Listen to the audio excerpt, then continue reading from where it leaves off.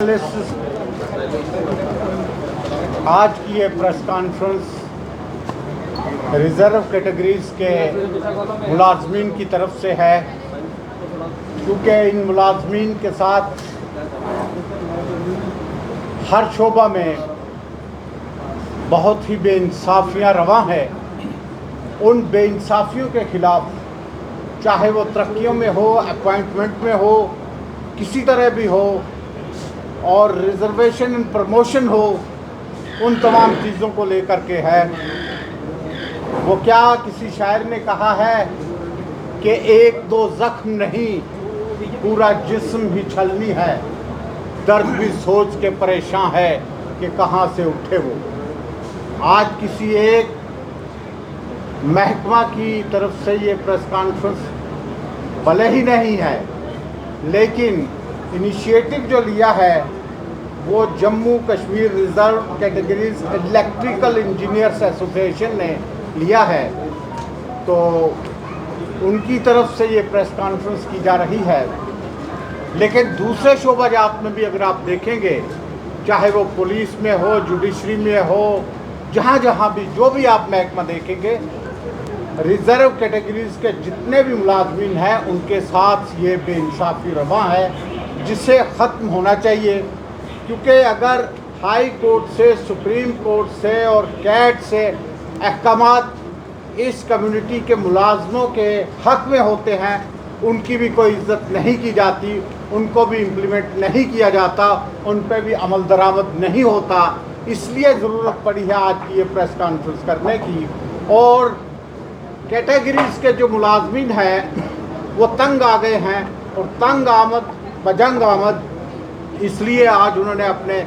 Legal adviser जनाब शशि भूषण थापा जी के ज़रिए, जनाब परवेज़ अहमद चौधरी साहब के ज़रिए, अकरम चौधरी साहब के ज़रिए, और दूसरे जो बुज़ुर्गान हैं रिज़र्व कैटेगरीज से ताल्लुक़ रखते हैं, उनके ज़रिए ये प्रेस कॉन्फ्रेंस का इनेकाद किया है। और अपनी बात सभी ये लोग, खुसूसन मैं थापा साहब से गुजारिश करूँगा कि तफसीली तौर पे आपको बताएंगे। और एक बात आप चीज़ देख लीजिए, ये ज़रूरी है, ये जो लिटिगेशन होती है अदालतों में, इसका कारण यही है कि इन कैटेगरीज़ के लोगों के, मुलाजमों के साथ जब बेइंसाफ़ी होती है, और बेइंसाफ़ी वो अफसरान करते हैं, जीएडी डिपार्टमेंट हो गया, दूसरे डिपार्टमेंट हो गए, अगर वो इनसे बेइंसाफ़ी ना करे तो लिटिगेशन ना हो, लिटिगेशन ना हो तो स्टेट के एक्सचेकर पे फ़र्क नहीं पड़ता, लेकिन ये स्टेट के एक्सचेकर को भी तबाह करते हैं। इसलिए एक दफ़ा ये बात कही थी जनाब बेग साहब ने, जब वो डिप्टी चीफ मिनिस्टर बने, उन्होंने कहा कि जिस ऑफिसर की वजह से लिटिगेशन होगी उससे ये बरामदगी होनी चाहिए, उससे जो भी स्टेट का नुकसान हो उससे बरामद किया जाना चाहिए। तो ये चीज़ें मैं चाहता हूँ कि कैटेगरीज़ के मुलाजमीन के साथ फौरी तौर पे बेइंसाफ़ी, चाहे वो प्रमोशन में हो, प्रमोशन और अपॉइंटमेंट हो, या मुंतकिली में हो, ट्रांसफ़र्स में हो, ये चीज़ें ख़त्म होनी चाहिए। अब मैं शशि भूषण थापा साहब से गुजारिश करूँगा कि वो आपको तफसीली तौर पे मज़ीद बताएँ। मैं यहाँ पे हमारे जितने भी मीडिया के लोग और मीडिया बंधु हमारे यहाँ पे हाज़िर हैं, मैं इनका शुक्रिया अदा करता हूँ कि आज वो हमारी प्रेस कॉन्फ्रेंस को यहाँ कवर करने के लिए इकट्ठा हुआ है। आज की जो हमारी प्रेस कॉन्फ्रेंस है वो स्पेशली हमारे जो रिज़र्व एम्प्लॉइज़ हैं वो किसी भी अदारे से हैं। आज तो हम स्पेशल जो है इलेक्ट्रिकल डिवीज़न के लेकर कर रहे हैं, लेकिन मैं सभी जो हमारे दायरे में आते हैं 2 लाख से लेकर 2.5 लाख के करीब हमारे रिज़र्व जो कैटेगरी के एम्प्लॉइज़ हैं, जो काफ़ी देर से अफेक्ट हो रहे हैं, 2015 से लेकर आज तक वो जद्दोजहद में लगे हुए हैं। और हमारे लोग जो हैं वो इस सिस्टम की वजह से,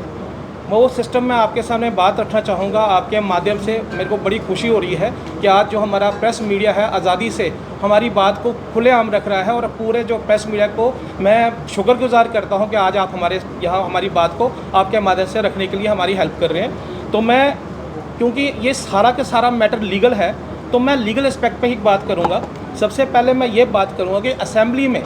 एक क्वेरी उठाएगी रिज़र्व एम्प्लॉयज़ के लिए, रिज़र्व कैटेगरी के एम्प्लॉयज़ के लिए रिजर्वेशन प्रमोशन को लेकर, जो असेंबली में लास्ट क्वेश्चन रहा, उस क्वेश्चन का जो आंसर दिया गया गवर्नमेंट की साइड से वो मैलाफाइड था, बहुत ही गलत तरीके से उसका जवाब दिया गया। और उसी चीज़ को लेकर हमारे जो बुकला जो हमारे हैं वो इस चीज़ को क्लैरिफाई करना चाहते हैं कि गवर्नमेंट जो है उनका कहीं ना कहीं इरादा जो रिज़र्व कैटेगरी के जो एम्प्लॉइज़ हैं, जो पिछले 10 साल से जहां जदोजहद लगे हुए हैं, हाई कोर्ट से भी डायरेक्शन लाते हैं, सुप्रीम कोर्ट से भी डायरेक्शन लाते हैं, लेकिन उसको जो है ग्राउंड लेवल पे इम्प्लीमेंट नहीं किया जाता। मैं कोशिश करूंगा कि मैं अपने जितने हमारी जो जजमेंट्स हैं और जितनी चीज़ें जो आपके सामने मैं रखूंगा, मैं ये क्लैरिफाई करने की कोशिश करूंगा कि 370 के टूटने के बावजूद भी जो आर्टिकल 16 सब क्लास 4 था उसकी इम्प्लीमेंटेशन, जबकि प्रेसिडेंट साहब ने हमारे यहाँ 77th अमेंडमेंट को लागू कर दिया था, उसके बावजूद भी ये जो चीज़ें हैं हमारे पे लागू नहीं कर रहे। और गवर्नमेंट जो है ये मैलाफाइड इंटेंशन से काम कर रही है,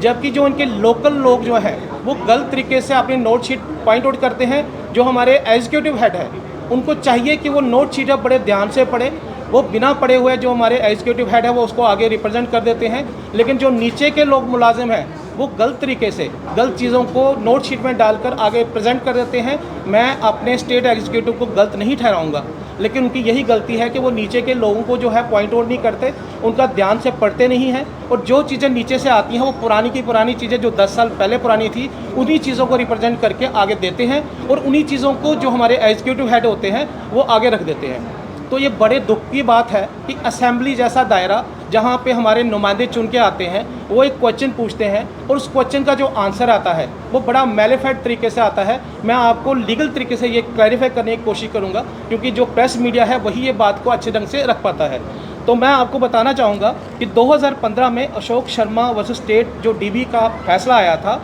उसमें section 6 of reservation act 2004 rule 2005 को स्ट्रक डाउन किया गया था। क्यों किया गया था? क्योंकि उस बात को ये रखा, मैं इसको क्लैरिफाई करना चाहूँगा कि इसलिए रखा गया था कि आर्टिकल 16(4) जो था वो J&K में लागू नहीं होता था, और इस चीज़ को लेकर सेक्शन 6 ऑफ रिजर्वेशन एक्ट 2004 और रूल 5 को स्ट्रक डाउन कर दिया गया डीबी के द्वारा। लेकिन इन चीज़ों को बताते हुए कि हमारे जो रिजर्व कैटेगरी के एम्प्लॉइज़ थे वो SLP में केस टाइटल मोहम्मद हनीफ और अशोक कुमार को चैलेंज किया गया, जिसमें 2 केस जो थे वो सुप्रीम कोर्ट में SLP के द्वारा लगाए गए, और दूसरा केस गगन ज्योति था। इन दोनों केसेस में जब हम SLP में गए और दोनों केसेस को टैग करके सुप्रीम कोर्ट ने स्टेटस को ऑर्डर दिया था। मैं फिर क्लैरिफाई करना चाहूँगा कि ये दोनों केसेस को SLP के द्वारा ज्वाइंट करके टैग करके स्टेटस को ऑर्डर दिया गया था 2015 में, और ये वही 2015 का स्टेटस को ऑर्डर है जो आज तक जो है इसी चीज़ को, जो ये मुलाजिम लोग जो नीचे नोट शीट डालते हैं वो वही पुरानी की पुरानी बातें जो दोहराते रहते हैं। नई जजमेंट जो आई, नए ऑर्डर जो आए सुप्रीम कोर्ट के, उनके बारे में कोई भी तफसील से जो डिटेल ये नहीं देते। तो मैं फिर आपको आगे बताना चाहता हूँ कि 2016 में Vinod Kumar Bhagat versus state of J&K फिर एक SLP फाइल हुई जो कि सुप्रीम कोर्ट में चैलेंज हुई, और इस केस में एक स्टे ऑर्डर आया जिसका जो ऑर्डर है वो मेरे पास है। अगर आप देखना चाहेंगे तो मैं आपको तफसील से दिखा भी दूंगा। और उसके बाद इसी ऑर्डर के तहत हाई कोर्ट को डायरेक्शन हुई कि अगर वैकेंसीज वैकेंट है तो आप रिजर्वेशन प्रमोशन उन एम्प्लॉइज़ को दे सकते हैं, और इस ऑर्डर के अकॉर्डिंगली जुडिशरी में प्रमोशन हुई भी। उसके बाद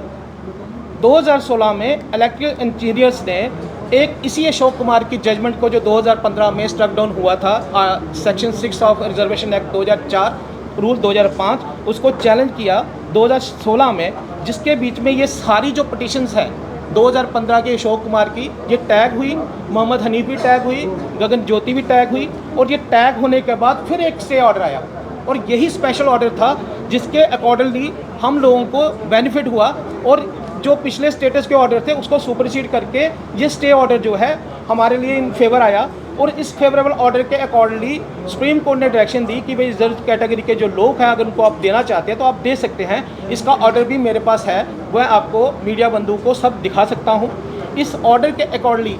स्टेट गवर्नमेंट ने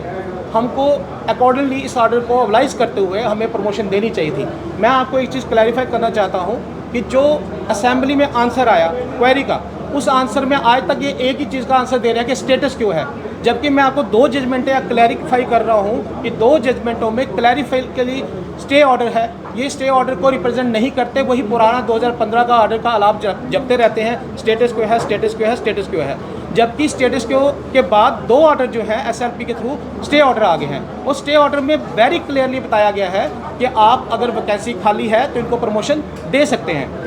लेकिन इसके बावजूद भी इन्होंने इस पर कोई हमको बेनिफिट नहीं दिया। और जब इस चीज़ को हमने आगे चलाया तो इसी के अकॉर्डिंगली हमने और 2 जो है हाई कोर्ट में जो डीबी बेंच के सामने हमने केस फाइल किए और फिर अशोक कुमार शर्मा के केस को हमने चैलेंज किया। इसमें मंजूर अहमद अहंकार अदर वर्सेस स्टेट, वजाहत अली मीर और नवेद अहमद वर्सेस स्टेट। आपकी आज डिमांड मेन क्या कहना चाहोगे?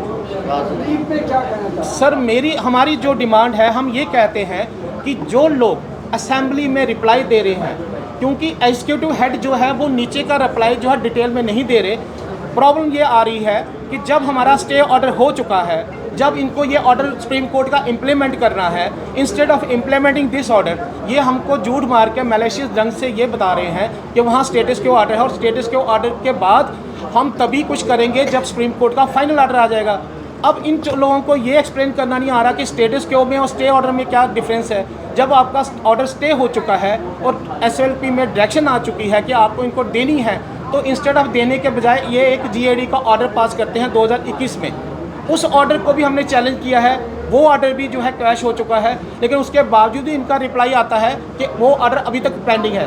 ये गलत तरीके से असेंबली में रिप्रेजेंट कर रहे हैं। हमको उम्मीद थी 2015 में जब गवर्नमेंट गई थी तो एनसी की गवर्नमेंट थी, अब जब दोबारा डेमोक्रेटिक ढंग से मेजॉरिटी के साथ एनसी गवर्नमेंट वापस आई है तो हम उम्मीद लगा के बैठे थे कि ये गवर्नमेंट जो है हमारी बात को सुनेगी। जो 2 लाख से लेकर 2.5 लाख के हमारे जो मुलाजिम थे उनको बेनिफिट मिलेगा, लेकिन वो उम्मीद भी हमको बेकार ही लग रही है, क्योंकि इस गवर्नमेंट ने बड़े ही गलत तरीके से असेंबली में जो रिप्लाई दिया, हमारे जो चुने हुए नुमाइंदे थे उनकी आवाज़ को जो वो रखना चाहते थे उसको उन्होंने बहुत ही गलत तरीके से, मैलाफाइड तरीके से उसको रिप्रेजेंट किया। मैं आपके माध्यम से ये बताना चाहता हूँ कि जो लोग नीचे से नोट शीट डालकर वही ऑर्डर घड़ी घड़ी रिपीट कर रहे हैं, स्टेटस को का ऑर्डर, वो गलत तरीके से कर रहे हैं। उनके खिलाफ इंक्वायरी होनी चाहिए, एक बड़े तरीके से उनके खिलाफ जो है एक मूवमेंट खड़ी करके उनको इनकी इंक्वायरी की जाए कि क्यों ये गलत तरीके से बता रहे हैं, जबकि स्टेटस के ऑर्डर के खिलाफ स्टे ऑर्डर आ चुके हैं, प्रॉपर डायरेक्शन डीबी की आ चुकी है कि इनको बेनिफिट दिया जाए। 2025 में भी एक ऑर्डर आ चुका है किंग कुमार वर्सेस स्टेट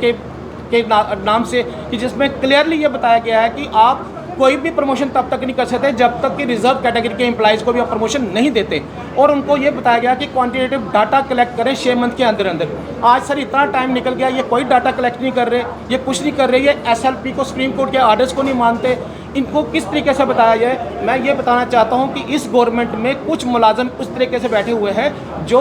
अपना मन जो है वो क्लैरिफाई कर चुके हैं कि वो रिजर्व कैटेगरी के एम्प्लॉइज़ को बेनिफिट नहीं देना चाहते, और उनकी जो मैलाफाइड इंटेंशन है वो असेंबली में बाहर आ गई। जो उन्होंने रिप्लाई दिया वो मेरे पास है, मैं आपको दिखा सकता हूँ कि उन्होंने 2 ऑर्डर ऐसे रिप्रेजेंट किए हैं जो कैश हो चुके हैं, और आज भी वही रिप्लाई दे रहे हैं कि वो कैश नहीं हुए हैं। इससे बड़ी झूठ और इससे बड़ा मैलिफाइड इंटेंशन की और क्या हो सकती है, ये मैं आपके सामने रख रहा हूँ।